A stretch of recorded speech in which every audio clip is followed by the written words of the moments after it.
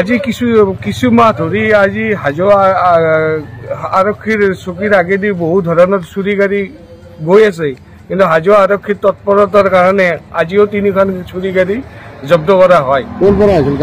ক'ৰ পৰা আহিছে এতিয়া তেওঁলোকে কোনো ধৰণৰ ড্ৰাইভাৰ আৰু মালিকে কোনো ধৰণৰ সঠিক ক'ব পৰা নাই। বৰপেটাৰ ফালৰ পৰা হেৰিত আহি থকা অৱস্থাতে আৰক্ষীয়ে হাজো আৰক্ষী ভাৰপ্ৰাপ্ত বিষয়াই খেদি কিনে গাড়ী 3খন জব্দ কৰে। হাজো পেট্ৰল পাম্পৰ সোণিয়াদী পেট্ৰল পাম্পৰ ওচৰত। জানামতে গাড়ীবিলাক কলৈ যাব?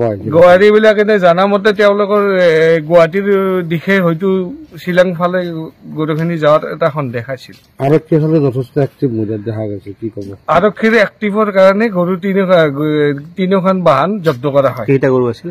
প্ৰায় 27-25টা মান গৰু আছে।